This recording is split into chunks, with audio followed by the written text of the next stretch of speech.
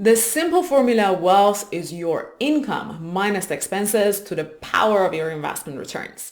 Paying your taxes is similar to an expense, reducing your wealth. Most good investors think of ways to reduce their expenses so that more money is left to invest or enjoy.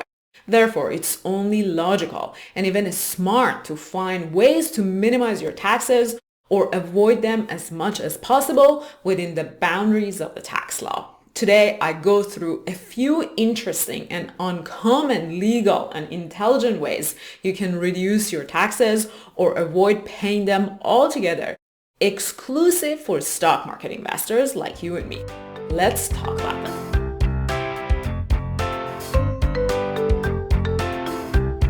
My name is Hoda Mer, founder and CEO of StockCard, and I have been researching uncommon and interesting ways we can smartly and legally avoid paying taxes. I was specifically quite interested in how richer investors use tax law to legally pay less income tax and reduce their capital gain taxes. Some ways to do so are very common and well discussed among investors. More interesting ones are the less discussed ways to reduce taxes as stock market investors. In this video, I'll introduce those very uncommon but interesting and effective ways to reduce or eliminate your taxes as a stock market investors, and I'll also brush off some of the most common approaches.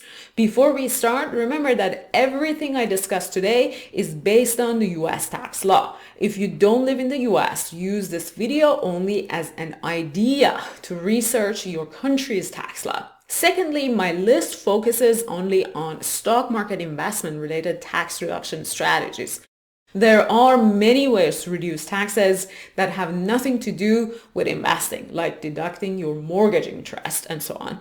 Also, my list is not exhaustive. I am sure you can save on your taxes in other ways. And lastly, I'm not an accountant or a tax advisor. I'm an investor and an entrepreneur, and this video results from my research on managing my own taxes.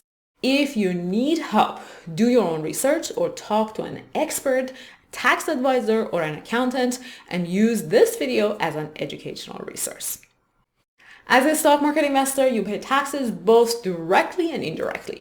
You pay taxes directly on your capital gains, but also by paying income taxes, you have less money to invest. Therefore, you can save on or eliminate taxes by reducing your taxable income from whatever sources you make your money, or reducing your capital gain so you pay less tax on it and keep more of your gains in your pocket. It's time to discuss some of the best ways to reduce your taxable income and eliminate capital gain taxes as stock market investors. First up, and most commonly discussed way, is to contribute money to a 401k, health savings account, or flexible spending account to immediately reduce your taxable income. Contributing to various types of IRA accounts also can save your capital gains. I don't get to the details here, but if you are not contributing to at least one of such accounts, your immediate step is to investigate them now.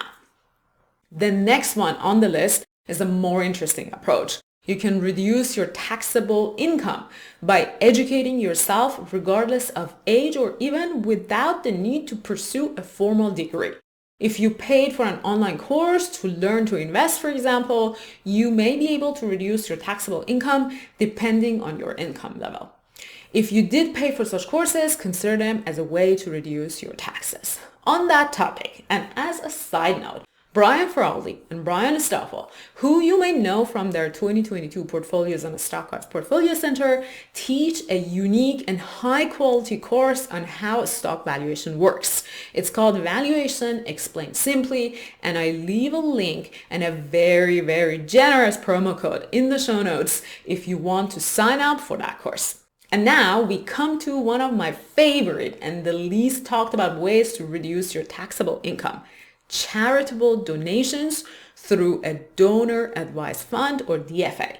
We all know we can reduce our taxable income by donating to charities we like. However, the interesting part for stock market investors is that you can contribute your investments to charities in the form of stocks without first selling them and then donating the cash. If you donate your stock directly to a charity, you can deduct the current market value of your investments from your income up to a certain percentage of your taxable income, even though you had paid a lot less for such investments when you invested. So if you bought $500 worth of Tesla stocks a few years ago, and now they are worth about $1,000, you can donate those Tesla shares as shares and reduce your taxable income by $1,000, even though you paid $500. But wait, that's not all. By donating the actual stocks and not selling the stocks first and then donating the money, you can avoid paying any capital gains on the $500 gain you accumulated on your investment. So this is a double whammy. It reduces your taxable income and eliminates your capital gains taxes. This is, by the way, the common way most very rich families reduce their taxes through their charitable interests. But donating stocks to an organization isn't easy, and you can't just transfer stocks to your favorite charity, especially if the amount isn't significant. However, these days, brokerages such as Fidelity or Schwab offer donor advised funds or DFAs, and you can contribute as small as $50 worth of assets with no fee.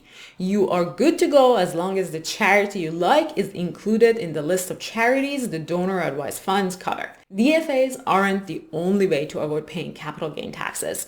The most common way to reduce your capital gain tax is known as tax loss harvesting.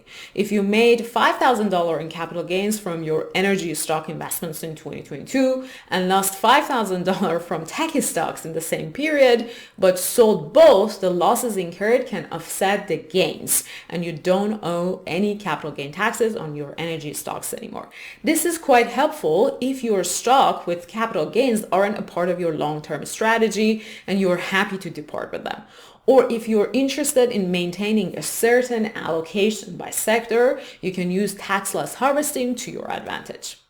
But the story doesn't stop here. Like donor advised funds, tax loss harvesting is a double whammy to eliminate some of your capital gains and reduce your taxable income too. The IRS allows you to claim up to $3,000 in capital losses each year and reduce your taxable income by that amount. If you lost more than $3,000 for individuals or married couples filing jointly, you could carry that amount to the next year or years until you've claimed all your losses. So it is worth the time and effort each year before the end of the year to look at your portfolio and get rid of investments you don't want to own long term and save on your taxes. And now we are getting to another interesting but not well discussed way to reduce or eliminate capital gain taxes. This is known as using tax lot accounting. Imagine you have bought a stock on several occasions, or if you are one of those investors that average down as the stock they believe in goes down in price. In this case, every time you buy the stock, you add a new lot of that stock to your portfolio. If at some point you decide to sell some shares and take some profit off, which lot of the stock is sold makes a big difference. If you started buying Tesla 2 years ago and kept buying more, the lot you bought when it hit 52-week high of 384 leads into capital losses, and the lot you bought at 52-week low of 101 ends up in significant capital gains. By default, most brokerages like Robinhood sell shares in order you bought them, first in, first out. But that may not be in your best interest. If you were selling shares today at roughly $200, you should choose between selling the shares you bought recently and incurring capital losses, or saving your most expensive stocks for another time. You should decide on which lot of shares you are selling and control whether you'd want to incur losses or gains, hence managing your taxes accordingly. New brokerages like Robinhood don't have an automated way to manage your lots. And apparently, you can email them between the time you make an order and the time your order settles in 2 to 3 days, and they manually adjust it for you. Other brokerages, the older and more advanced ones, allow you to decide the lot automatically. Using a tax lot accounting is very important for long-term investors who average down or keep adding to their shares to manage their taxes and potentially eliminating capital gains as they build up a position. Before we summarize and wrap up, I have one more interesting thing to share. Many of us have heard that you can deduct the cost of running a business from your taxable income if you run a business or have a side hustle. While that's true and a legitimate way to manage your taxable income, it doesn't apply to stock market investors directly. Your side business cannot be investing in the stock market, and your side hustle income can't be capital gains from your investments. You cannot reduce your capital gains by deducting the cost of your home office or the computer you use to invest in the stock market as qualified business expenses. So let's put that to rest. I had the same question and had to research it and share the results so you know. Let's summarize the interesting ways to avoid paying taxes legally and intelligently as a stock market investors.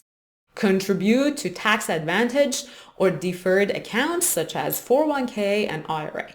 Claim the tuition fee you pay to educate yourself about the stock market. Donate to charity using your actual stocks and not cash via a donor advised fund. Use your losses to offset your gains. Tax loss harvesting. Reduce your taxable income using your capital losses, and pay attention to which lot of stock you're selling if you have purchased the stock several different times. The link to all resources I used to research this episode is in the show notes, and so is the link and a very generous promo code to join Brian Stoffel and Brian Feroldi's course to learn how to value stocks. I'll see you next time.